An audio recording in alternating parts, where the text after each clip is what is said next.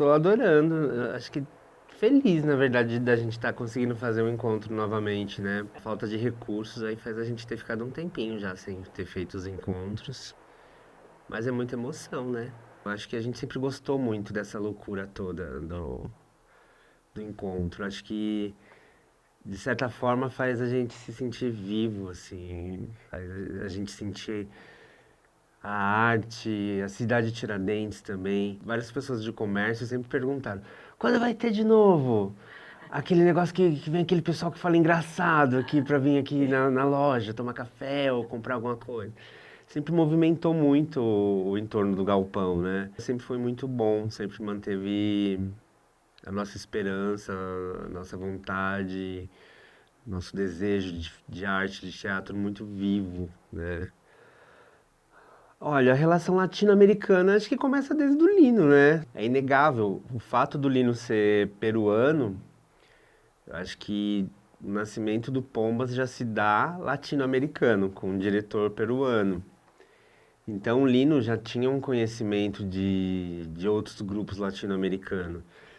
E então o Pombas, eu acredito que ele já nasce assim com essa semente latino-americana. A partir do Pombas começar a se profissionalizar depois de alguns anos, então acho que o Lino já tinha esse pensamento de sair para um país latino-américa.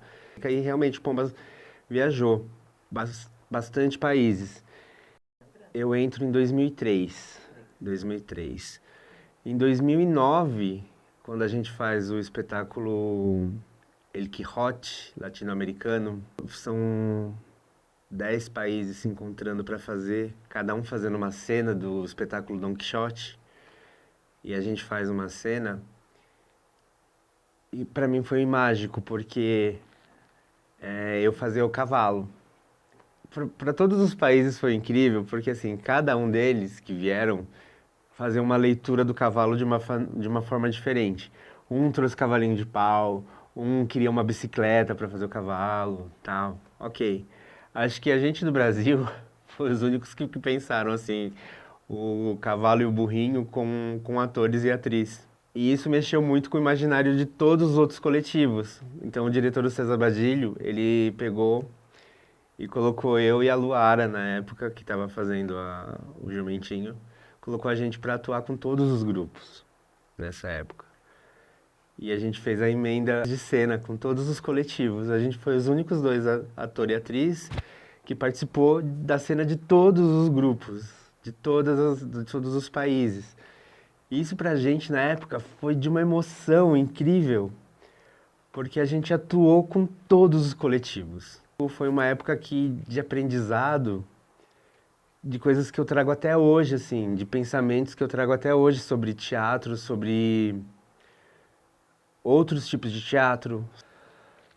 Ai, bom, desde quando eu entrei no grupo, o processo que eu aprendo com o grupo, sempre nós entramos muito numa questão imaginária primeiro, como se fosse uma brincadeira mesmo, uma coisa lúdica, depois uma escrita. Você assistiu Cidade Desterrada? Estilo. Cidade Desterrada também foi mais ou menos isso. Só que o Cidade Desterrada, a gente escreveu ele mais através de histórias nos cafés e memórias que a gente fez aqui sobre histórias do bairro. O Cidade Desterrada foi um processo parecido, mas sobre mais histórias nossas mesmo, assim. Nós fomos buscar muito nossos próprios processos, histórias das nossas famílias, nossas mães, nossos pais, nossos avós. Aquela parte das camisas, que a gente vai falando os textos das nossas mães, um fala da mãe, um fala do pai, outro fala do filho, também faz muito sentido, porque são reais. Aquela blusa quem me deu foi realmente a minha mãe. Então é um carinho muito especial. Estou falando tudo isso porque é a nossa forma de fazer o teatro, a nossa forma de escrever. A partir da nossa escuta, a gente foi escrevendo, escrevendo, escrevendo, até chegar num ponto que fosse o que a gente queria.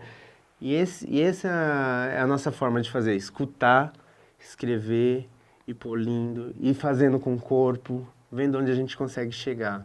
Às vezes demora, às vezes o nosso processo é de 1 ano, 2 anos, às vezes mais, 3 anos.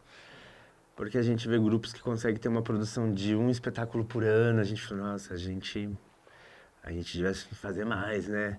Mas ao mesmo tempo a gente também fala, não, acho que tá certo, o nosso processo não é assim. É o nosso tempo também de escrita, de criação, de entrar dentro do processo e vivenciá-lo. Então, é assim, né? É o tempo que leva para criar, é o tempo que leva para fazer. Não tem que correr com isso, né? Muitas pessoas já vão falar assim, ah, esse espetáculo tá legal, mas vocês não estão pondo o dedo na ferida de ninguém, vocês não estão apontando o dedo, vocês não estão com uma grande crítica. A gente falava assim, mano, olha o mundo. A gente acabou de sair de uma grande pandemia. A gente perdeu um monte de gente. A gente chorou demais com a notícia da perda do Fred. Todos nós aqui sofremos de uma maneira, só de falar já dói. Fred foi um companheiro de todos nós, assim, até hoje é dolorido. Não só ele, a gente perdeu muitas pessoas, mas assim, o Fred é uma pessoa que sempre teve, assim, junto, mesmo longe, ele estava aqui e a gente estava lá com ele.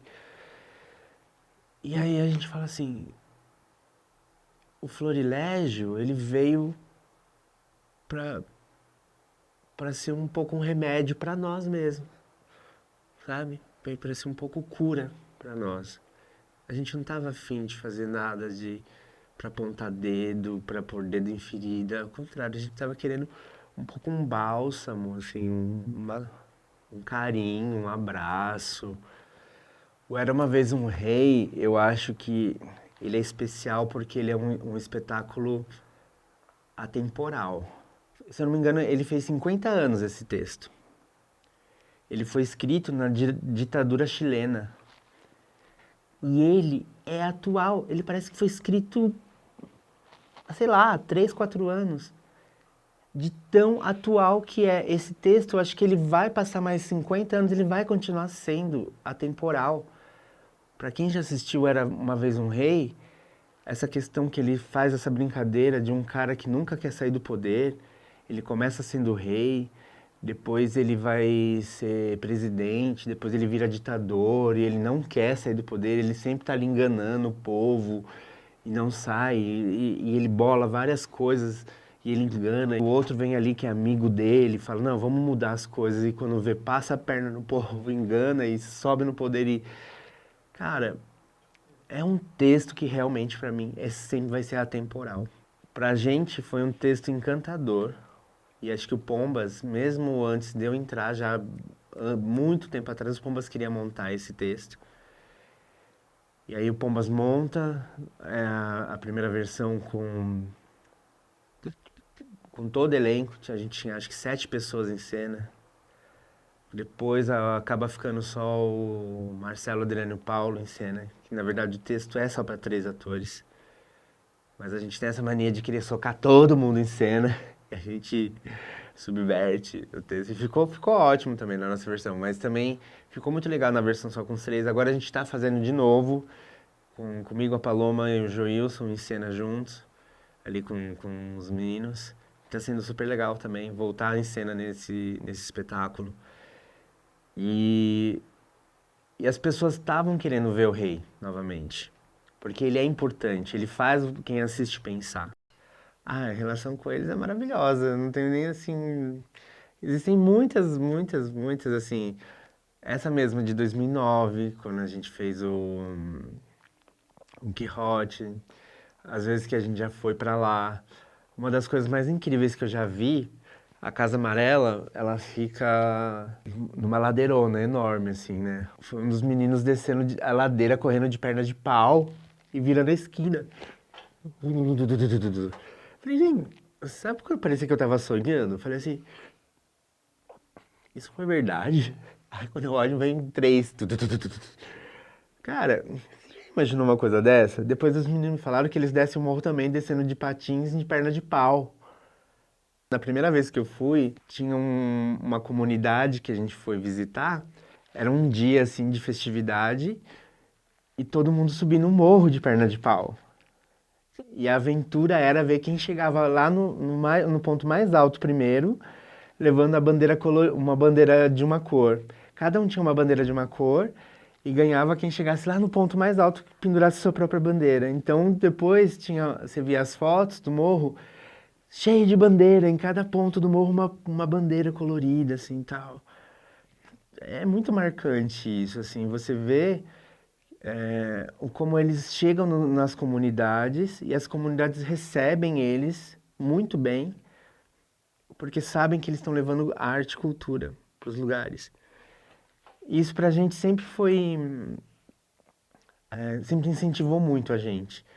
Sempre fez a gente pensar assim, como a gente pode fazer isso aqui? Como a gente pode ser bem recebido dentro de uma comunidade? Por exemplo, a comunidade Maravilha. Porque a gente chamava de Favela Maravilha. Até a gente ia apresentar lá, até um dia que a mulher falou, a gente não gosta que chame aqui de favela. A gente passou a chamar de Comunidade Maravilha. Precisa a gente mudar o nosso olhar, o nosso entendimento de como chamar, se dirigir ao lugar que as pessoas vivem. Uma coisa que talvez vocês já tenham reparado, assim, que com o pessoal da Colômbia, é uma coisa que eu vejo que talvez a gente tenha que aprender muito sempre, assim. Eles não têm vergonha do carinho.